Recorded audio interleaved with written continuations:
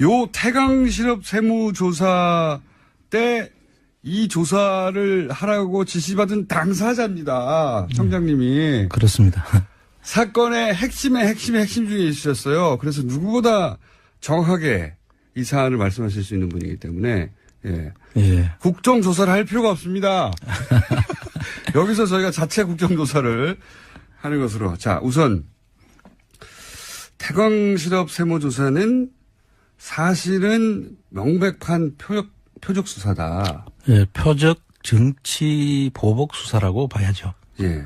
왜 그러냐. 자, 간단히 요약하면 당시에 노무현 전 대통령의 노무현 전 대통령과 관련이 있던 박연차 회장에 대해서 찍어서 네. 예. 사실은 그런 식으로 세무조사할 사안이 아니었는데 찍어서 예. 털어본 거 아닙니까? 그렇죠. 이제 네. 그 당시에 이제 촛불 그때 강우병 촛불이 막 네. 엄청나게 커졌죠. 그때 당시에 이제 이명박 전 대통령이 상당히 아마 뭐 산에 가서 그 상황을 보고 걱정도 하고 했다는 그런 말도 있었고 그 당시에 이제 이 상황의 뒤에 촛불의 뒤에는 돌아가신 노무현 대통령이 있다고 그 당시에 판단했던 것 같아요. 예, 이명박 정권이 그렇게 지목을 하고 예. 자발적인 사실 먹거리를 걱정하는 자발적인 시민들의 시위였음에도 불구하고 예. 그 뒤에 촛불을 누가 사줬냐 이런 얘기를 하면서 예. 그 말의 의미는 그 뒤에 노무현 전 대통령이 이런 시위를 주도하거나 지시한 거 아니냐. 예, 그렇게 의심을 했던 것 같아요. 해당 당시 이명박 정권은 그렇게 의심을 하였고 실제 그래서 이명박 전 대통령이 노무현 전 대통령을 찍어서 제거하기 위해서 시작한 프로젝트 1번이 바로 이거였다. 예, 그래서 그 당시에 보면은 노무현 대통령 주변에 있는 인물들. 예. 예를 들면은 이제 노무현 대통령이 허리 수술을 하신 우리들 병원. 네. 그 다음에. 잘 가던 밥집. 삼계탕집이 이제 노무현 대통령하고 이제 잘 아는 지인이 그걸 운영하고 있었는데, 뭐라는 유명한 집이죠. 그 삼계탕집을 세무조사를 또 했다는 거죠. 삼계탕집을 세무조사하는 건 정말 삼계탕집을 털고 네, 다 털어본 거죠 주변에. 그다음에 무슨 또 골프장을 운영하던 제2로 시작하는 골프장 그런 분들뿐만 아니라 그 주변에 있는 사람들 모든 사람들을 조사를 했던 거예요. 근데 안 나오는 거예요 아무것도. 안 나왔죠. 네. 그래서 이제 마지막으로 이 태강실업에 대한 저걸 걸었던 것이 아닌가 저는 그렇게 생각하고 있습니다. 그렇게들 그때도 말들이 많았습니다. 그런 거 아니냐고 당연히. 그런데 이제 이게 왜 표적수사고 기획수사냐 이제 그 얘기를 또 해주셔야죠. 이 이제 표적수사와 기획조사라고 보는 의미는 이게 일반적인 정상적인 조사 같으면은 이제 개선을 따라서 이제 이루어져야 되죠. 개선이라는 게 뭡니까? 라인 이제 조사 라인이 그 절차가 있지 않습니까? 그렇겠죠. 예를 들면 서울청 4국의 조사를 한다 하더라도 본청장, 서울청장, 조사국장 이런 식으로 이제 라인이 내려가는데 정상적인 라인이 있는데 사실 제가 거기에 들어갈 이유가 없죠. 저는 그 당시에 서울청 세원관리국장으로 있었단 말이죠. 세원관리국장. 휴가가 있던 저를 휴가 중에 저를 불러가지고 갑자기 불러서 본청장실로 그것도 저는 그때 당시 소속이 서울청 세원관리국장이니까 정상적인 지시 같으면 서울청장한테 지시가 내려와야 되고 서울청장이 저를 불러가지고 지시를 하는 게 그게 순서죠. 그리고 이 사안을 조사할 위치에 있지도 않으셨잖아요. 그렇죠. 그리고 조사국장이 아니었기 때문에 조사와 관련된 이야기를 할 계제가 안 됐죠. 그러니까 청장이 그 보직이 있지 않은 사람을 직접 부른 거 아닙니까? 그렇습니다. 그것도 휴가 중에. 그 일요일 날로 기획을 하는데요. 갑자기 전화 온 거죠. 갑자기 전화가 와서 이제 청장실로 올라오라고 해서 정말 가기 싫었지만 그럼 뭐 오라고 하니까 상사가 오라 그러니까 또 가야 된다고 생각해 갔는데. 가셨어요? 갔더니 이제 태강실업 세무조사를 해야 된다. 이 태강실업 세무조사해야지 노무현을 잡을 수 있다. 실제 그런 이야기를 했죠. 그 자리에서? 직접 들으신 얘기예요? 직접 들은 이야기죠. 그래서 번개. 또 우리 잡을 수 있어요. 그래서 한 발로 번개. 그 당시에 이제 그래서 서울청 세원관리국장인데 정상적인 절차를 아까 이야기했듯이 절차를 밟아서 지시를 하면 한상률 청장이었죠, 당시에. 그 당시 한상률 청장이었죠. 예. 그래서 들어가서 이제 그렇게 이제 소극적인 저항을 했죠. 예. 그 절차를 밟아달라. 소극적인 저항을. 그랬더니 하셨는데. 아니 청장이 지시를 밟아주면 될 거 아니냐 네. 이런 거예요. 그렇지만 사실은 조사국장이 아닌 사람한테 네. 그 하락하면 그 일을 맡기는 그 정당한 의미가 있어야 되잖아요. 그렇죠. 그런데 그런 청장이 시키면 하는 거지 이런 식으로 이야기를 해서 노무현 대통령을 잡으려면 이거 해야 되니까 네가 해 이거 아닙니까? 예. 그런데 그 이유는 제가 이제 국제조세 관리관도 했고 이제 그 당시에 이제 총무과장 할 때 본청 총무과장도 제가 했는데 그때 이제 베트남을 청장을 수행해서 간 적이 있습니다. 그 다른 청장님을. 네. 그래서 그분들하고 이제 베트남 청장을 제가 이제 여러 번 이제 제가 만난 적은 있습니다. 아하. 그러니까 베트남 이 박연차 회장 같은 경우에는 베트남의 그 국빈 대우를 받고 있다고 하더라고요. 그것도 한상률 청장이 내한테 해서 내가 그때 그분의 위치를 알은 일단 거죠. 조사를 했군요. 쭉 조사를 했는데. 예. 그래서 이제 국빈 대우를 받고 있기 때문에 보통 사람이 가서는 이 베트남 청장의 그 협조를 얻어내기 어렵다. 아하. 그러니까 당신이 직접 가야 된다. 베트남에서 대우를 받는 기업인이니까 그냥은 안 해줄 것이고 아는 사람이 가야 한다. 그렇죠. 베트남을 털어야 되는데. 그런데 그렇죠. 당신이 베트남 쪽 해본 적 있지 않냐. 베트남을 여러분 가기도 했고 이제 오면은 그분들하고도 그 접촉이 있었고 잘 알지 않느냐. 그래서 그런 이유로 뭐 조사국장도 아닌 사람을 불러가지고 이야기한다는 것은 분명한 의도가 있었지 않겠습니까? 그렇죠. 당연히. 이미 말도 했고. 네. 노무현 대통령 잡으려고 하는 했다고 했고. 그리고 그 순간 그 이야기를 하면서 또 이런 이야기를 했어요. 그때 제가 대구청장에서 자천시켜 놨잖아요. 예. 서울청 세원관리국장 한 서너 단계를 자천을 시켜놨는데 그 명예를 대학생을 중학교로 가라고 한 거죠. 성과를 내면 명예를 회복시켜주겠다. 아. 이렇게 이제 또 자천을 시켜놓고 말 들으면 다시 올려줄게. 그렇게 이제 또 덥석 물지 그러셨어요. 그 상황은 너무나도 명백하게 보이지 않습니까? 그 당연히. 내용이. 예. 그리고 저는 사실 상당히 존경하는 분이고 노무현 대통령은 지금도 그 이야기만 하면 막 가슴이 먹먹해지는데 그걸 하라 그러니까 좋을 리가 없죠. 제가. 당연히 이게 무슨 말이냐고. 그렇죠. 그런데 이제 그걸 하라고 하니 내심 계속 이제 절차를 밟아라 뭐 그렇게 다른 이유에 이제 이야기를 한 거죠. 그런데 하라면 하는 거지 뭐 말이 많으냐는 형식이었어요. 그 당시에. 그래서 이제 그 조사를 하라고 하면서 조사에 투입할 것을 이제 지시하길래 그럼 절차를 밟아주고 명령을 내려달라. 그러면 내가 하겠다. 그러니까 그건 내려주겠다라고 하면서 얼마 안 있으면 베트남 청장이 올 거다. 그러면 그 베트남 청장을 내가 또 다시 접대를 하라는 거예요. 영접을 하고. 그래서 내가 베트남 청장을 영접하고 이런 것도 제가 할 일이 아니잖아요. 당연히.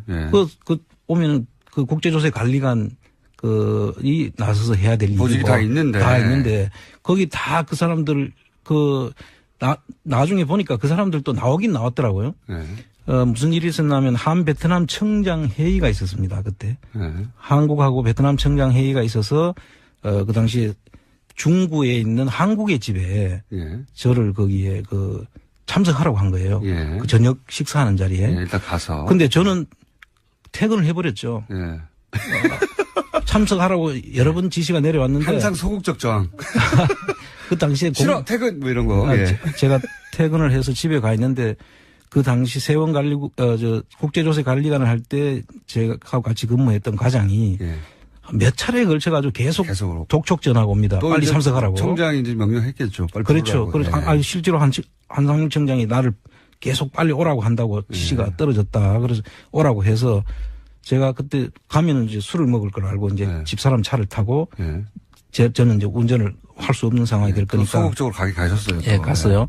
그 자리에 이제 앉아가 있는데 이제 베트남 벌써 가니까 건하게 이제 그 저녁 자리가 이제 벌어져 있습니다. 그래서 그 자리에 제가 참석을 했는데 이게 나중에 저를 거기에 투입하지 않았다고 베트남 세무조사에 박연차 태강실업 세무조사에 저를 투입하지 않았다라고 한상유리가 계속 그렇게 이야기를 합니다. 아, 나중에 이게 문제가 되니까 이제 정치적 세무조사로 이제 이게 저희가 참석했다는 자체가 이제 정치적 세무조사로 의심받을 수 있는 부분이죠. 그렇죠. 처음부터. 둘 사이에만 얘기했을 때는 두 사람이 얘기 안 하면 되는데. 그렇죠. 그 자리에 간 순간부터는 누구나 다 알 수 있으니까. 그렇습니다. 그 자리에 투입하지 않았다고 나중에 거짓말을 했어요? 다 거짓말하고 검찰에서 나중에 한상률 청장이 검찰 조사를 받게 되는데 미국에 도망갔다 다시 와서 전자 조사받을 때 제가 그때 참고인 자격으로 한상률 피의자의 안원구인 참고인 자격으로 제가 가서 대질신문을 요청을 합니다. 제가. 대질신문. 그래서 그 대질신문 했는 영상이 지금도 있습니다. 네. 그래서 그 자리에서 계속 제가 그 자리에 올 수도 없었고 오지도 않았다고 계속 부인을 하고 그전 사전 그 검찰 조사에서도 그 부인을 했었더라고요. 보니까. 그런데 그 자리에서 만나서 대질을 하는 과정에서 자기도 모르게 제가 거기에 참석할 수밖에 없었던 거를 설명을 하는 과정이 나와서 그 모든 것이 이제 다 거짓말 했던 것이 오히려 자기가 거짓말이었다는 것이 들통나는 그런 사건이 생깁니다. 재밌네요. 예. 그 내용이 뭐냐면 저를 계속 그 베트남 그 조사에 안원구는 세원관리국장이고 밖에서 보면 제가 거의 전혀 참여할 이유가 없는 거죠. 그렇죠. 그 조사할 이유도 없고. 조사할 이유도 없고 그것도 베트남 그 청장이 왔는 자리에도 제가 가서는 안 되지 않습니까? 그런데 거기에 갈 수도 없었다라고 계속 부인을 했는데 그 자리에서 이런 이야기를 합니다. 내하고 그러니까 안원구하고 그 베트남 청장이 얼굴을 마주 보는 순간 서로 잘 모르는 것 같아서 결국 저를 베트남 세무조사에 투입하지 않았다. 이제 이렇게 이야기를 합니다. 그러면 그 자리에서 나를 보는 두 사람이 만나는 걸 본 당사자는 자기지 않습니까? 그럼 내가 거기에 그 자리에 없었다는 이야기는 다 거짓말이 돼버리죠. 그러니까 이제 거짓말을 하다가 부인해야 될 게 거짓말을 하니까. 그렇죠. 부인하다가 어떤 부분은 해명을 하는 과정에서 이렇게 드러나 버렸군요. 그렇습니다. 그래서 그 뒤부터는 뭐 저를 투입하려고는 했는데 그 뭐 날짜는 다르다 뭐 언제 뭐 이런 이야기를 하면서 변명으로 투입했다는 사실은 시인을 하게 되죠. 그렇군요. 이게 이제 원래 태광실업은 중소기업 재기 600위권 중소기업이었고 또 부산에 근거했기 때문에 서울 지방국세청장의 조사 사국에서 특별 세무조사 하는 것 자체가 이미 정치적이다. 그거는 이제 교차조사라는 그 명목으로 했다고 하죠. 그런데 이 교차조사라는 건 A 지방청과 B 지방청이 서로 손을 바꿔가지고 조사하는 겁니다. 그 당시에 지역에서 그 보통 우리가 토착 세력이라고 보통 이야기하는데 유력 기업인들이 있지 않습니까? 그 지역에 있는 유력 기업인들은 그 해당 지방청하고는 또 서로 긴밀한 관계 있을 거니까 그래서 이렇게 손을 바꿔서 조사를 하는 것을 다른 동네를 조사하는 거죠. 교차 조사를 하는 것인데 이거는 그 하명 조사를 중심으로 하고 뭐 중수부에 해당된다고 이야기할 정도 검찰 중수부에 해당된다는 서울청 조사 사국을 거기다 이제 조사를 했다는 것은 이거는 특별한 의도가 있지 않고는 전례가 없는 일이다. 그런 일은 핑계에 불과하고 그렇습니다. 그때도 문제가 됐었죠. 그리고 나서 또 표적 수사라고 할 만한 또 다른 근거가 있습니까? 뭐 천신일 이야기도 나오던데. 그 당시에 보면은 그 천신일 씨라고 그때 유명했죠. 그 이명박 전 대통령하고 그 학교 동기인가 이런 분인데 그분이 특별히 부탁을 했다는 거예요. 그분하고 이 박연차 회장하고는 상당히 가까운 형제가 같은 그런 사이라고 하더라고요.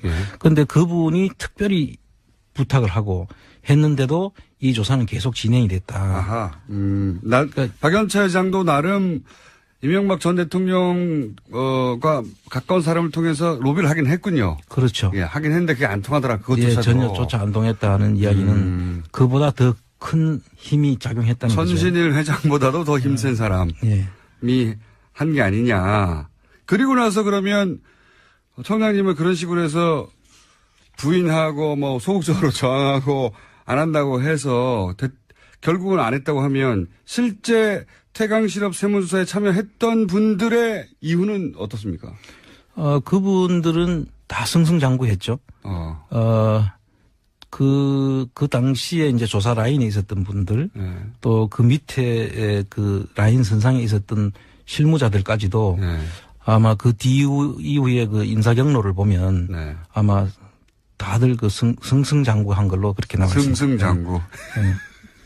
그러니까 시키는 대로 했던 사람들은 뭐 승진하고 좋은 자리 갔군요. 그렇습니다. 예. 예. 그거는 뭐 결과로 나오는 거니까요. 네. 그리고 나서 그러면 한상률 전 청장이 이 건으로 조사를 받고 나서 그다음에 어떻게 결론이 났죠? 이 자체는 검찰에서 이 자체를 조사를 다 저하고 대질까지 다 했는데도 네. 거기에 대해서는 아무 저것도 없이 다 기소 자체를 안 했죠.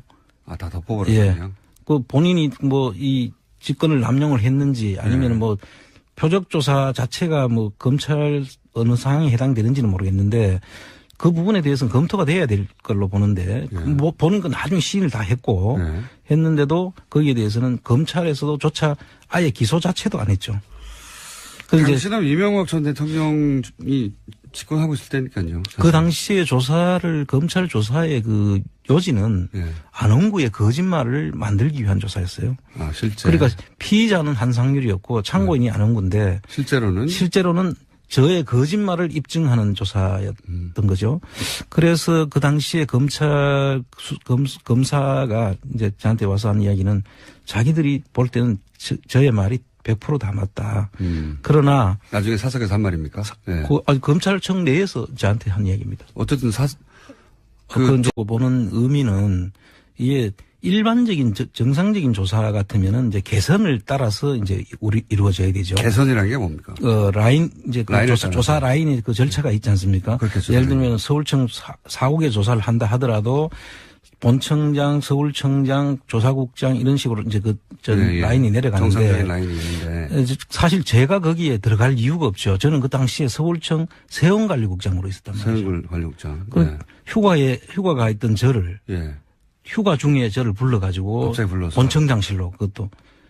저는 그때 당시 소속이 서울청 세원관리국장이니까 정상적인 지시 같으면 서울청장한테 지시가 내려와야 되고 서울청장이 저를 불러가지고 지시를 하는 게 그게 순서죠. 그리고 이 사안을 조사할 위치에 있지도 않으셨잖아요. 그렇죠. 그리고 조사국장이 아니었기 때문에 조사와 관련된 이야기를 할 계제가 안 됐죠. 그러니까 청장이 그 보직이 있지 않은 사람을 직접 부른 거 아닙니까? 그렇습니다. 그것도 휴가 중에. 그 일요일 날로 기획을 하는데요. 갑자기 전화 온 거죠. 갑자기 전화가 와서 이제 청장실로 올라오라고 해서 그렇죠. 정말 가기 싫었지만 그럼 뭐 오라고 하니까 상사가 오라 그러니까 또 가야 된다고 생각해 갔는데. 가셨어요. 갔더니 이제 태강실업 세무조사를 해야 된다. 이 태강실업 세무조사해야지 노무현을 잡을 수 있다. 실제 그런 이야기를 했죠. 그 자리에서? 직접 들으신 얘기예요? 직접 들은 이야기죠. 그래서 번개. 또 우리 잡을 수 있어요. 그래서 한발로 번개.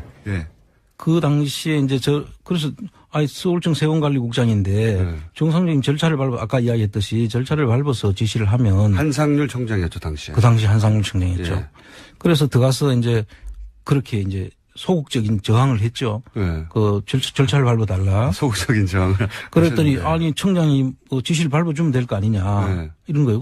그렇지만 사실은 조사국장이 아닌 사람한테 요 태강실업 세무조사 때 이 조사를 하라고 지시받은 당사자입니다. 청장님이. 그렇습니다. 사건의 핵심 중에 있으셨어요. 그래서 누구보다 정확하게 이 사안을 말씀하실 수 있는 분이기 때문에 국정조사를 할 필요가 없습니다. 여기서 저희가 자체 국정조사를 하는 것으로. 자, 우선 태광실업 세무조사는 사실은 명백한 표적 수사다. 표적 정치 보복 수사라고 봐야죠. 왜 그러냐. 자, 간단히 요약하면 당시에 노무현 전 대통령의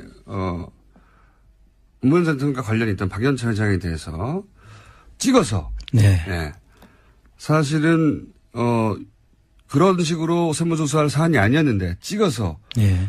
털어본 거 아닙니까? 그렇죠. 이제 네. 그 당시에 이제 촛불을 그때 강우병 촛불이 막 네. 엄청나게 커졌죠.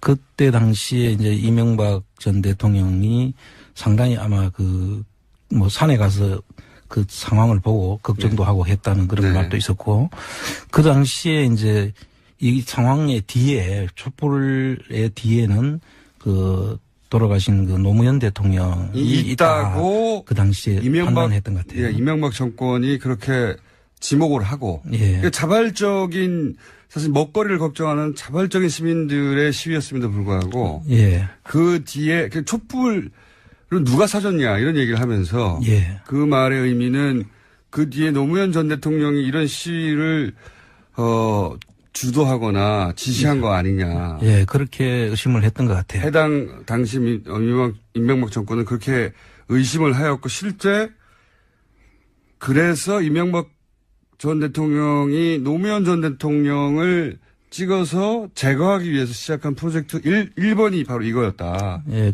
그래서 그 당시에 보면은 노무현 대통령 주변에 있는 인물들. 예. 예를 들면은 이제 노무현 대통령이 허리 수술을 하신 그 우리들 병원. 네. 그 다음에 잘 가던 밥집. 삼계탕집이 이제 그 노무현 대통령하고 이제 잘 아는 지인이 네. 그걸 운영하고 있었는데, 뭐라는 네네네. 유명한 집이죠. 그 삼계탕집을 세무조사를 또 했다는 거죠. 삼계탕집을 세무조사하는 건 정말 삼계탕집을 털고. 네. 다 털어본 거죠, 주변에. 그 다음에 무슨 또 골프장을 운영하던 네. 제2로 시작하는 골프장. 그런 분들 뿐만 아니라 그 주변에 있는 사람들 모든 사람들을 조사를 했던 거예요. 거예요. 근데 안 나오는 거예요, 아무것도. 안 나왔죠. 네. 그래서 이제 마지막으로 이 태강실업에 대한 저걸 걸었던 것이 아닌가 저는 그렇게 생각하고 그렇게들 그때도 말들이 많았습니다. 그런 거 아니냐고 당연히. 그런데 이제 이게 왜 표적수사고 기획수사냐 이제 그 얘기를 또 해주셔야죠. 이 이제 표적수사와 기획수사라고